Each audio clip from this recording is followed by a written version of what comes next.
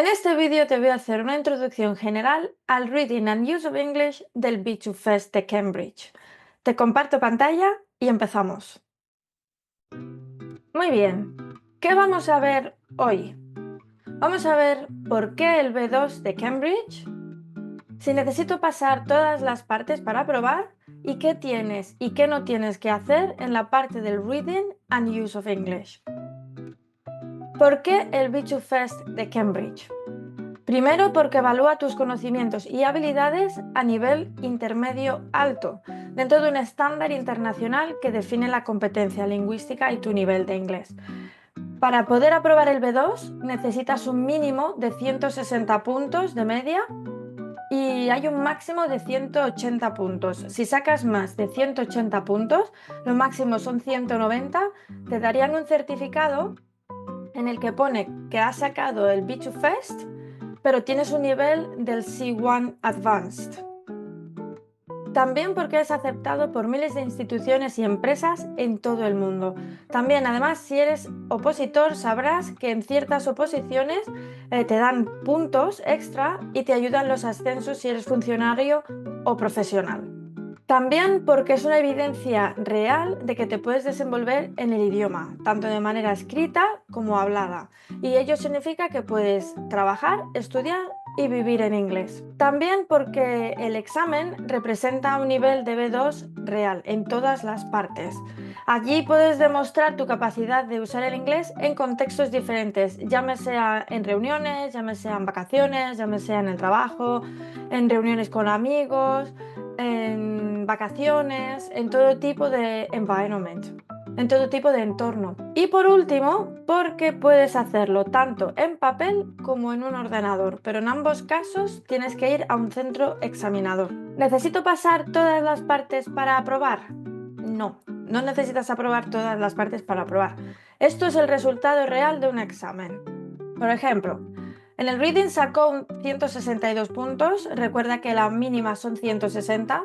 En el Use of English suspendió por 4 puntos. El Writing lo dejó justo en los 160 puntos. En el Listening, como ves, sacó muy poca nota.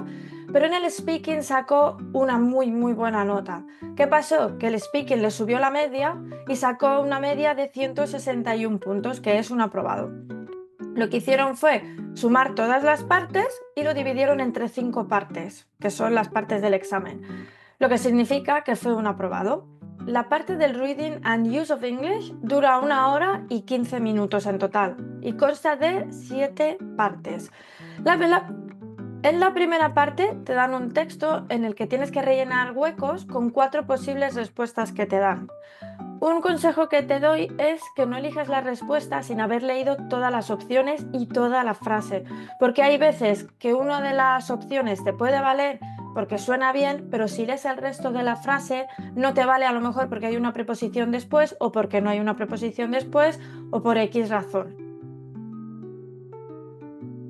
La parte 2 del Use of English es un texto en el que tienes que también rellenar espacios, pero aquí no te dan opciones. Tienes que rellenar tú el hueco con la opción que tú creas oportuna.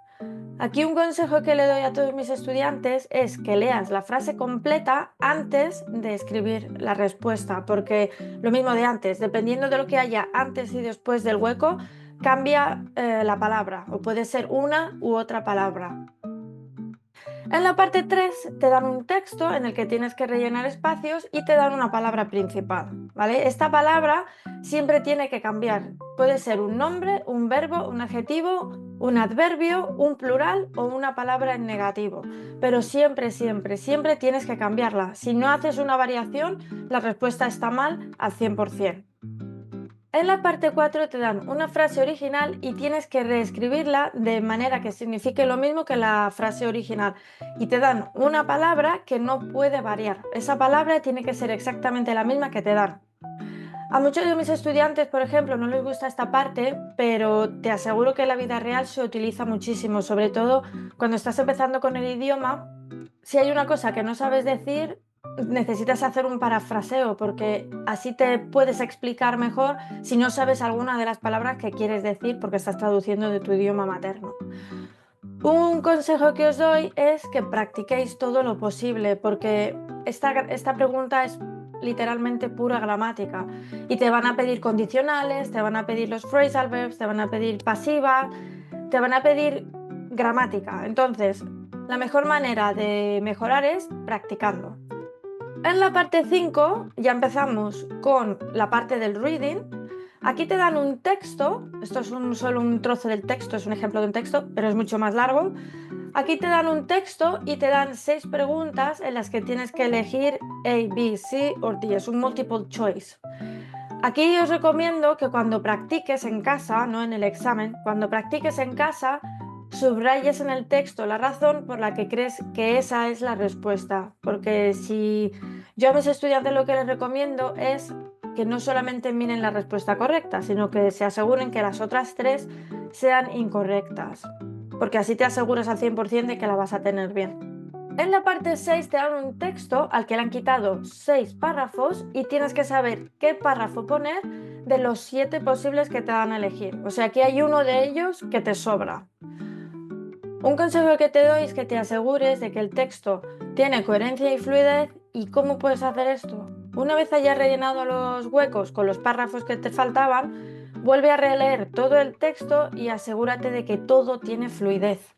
Y por último, la parte 7, aquí te dan un texto en el que han dividido como en párrafos o en bloques.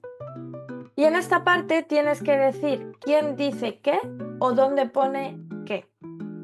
Aquí un consejo que le doy a todos mis estudiantes es que respondas primero a todas las preguntas que creas que son A, luego a todas las que creas que son B, luego el C y luego el D, para ir descartando huecos. Vale, seguimos. ¿Qué tienes que hacer en el Reading and Use of English? Siempre, siempre, siempre lee todo, incluso el título de cada texto, para saber de qué va. En la parte escrita, asegúrate de que no te has confundido en el spelling, porque si tienes un error tipográfico, un error que te has confundido escribiendo, seguramente te lo pongan como error, ¿vale? Puedes utilizar tanto inglés americano como británico. Lo que no puedes hacer es mezclarlos, o uno o el otro. Si haces el examen en formato de papel, asegúrate de que contestas de manera clara y que se te entiende la letra, porque las respuestas las escanea y las corrige un ordenador. ¿Qué no tienes que hacer?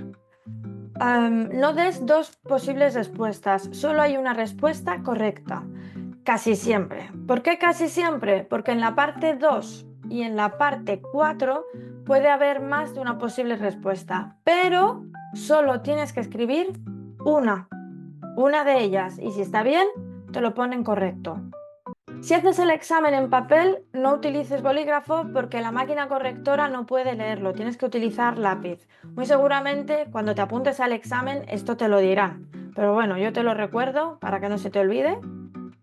No pierdas mucho tiempo en cada parte del examen porque recuerda que tienes 1 hora y cuarto para contestar 7 preguntas. Tienes que practicar el tiempo que tardas en cada parte para no quedarte sin tiempo. Yo siempre recomiendo que tardéis 1 hora y 5, más o menos 1 hora y 7, para que os dé tiempo a repasar, porque tenéis que repasar que no tenéis ningún error, que habéis querido poner esa letra y no otra, porque créeme que son errores muy tontos, pero te cuentan como error aunque te hubieras sabido la respuesta.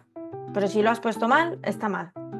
También no asumas que si la misma palabra aparece tanto en el texto como en la pregunta, esa es la respuesta, ¿vale? Asegúrate que lo lees bien, subraya la respuesta si es un texto y asegúrate de que no es una pregunta para pillar. Y con esto terminamos la introducción al Reading and Use of English. Espero que este vídeo te haya servido de ayuda para conocer el examen de manera general, la parte del Reading and Use of English.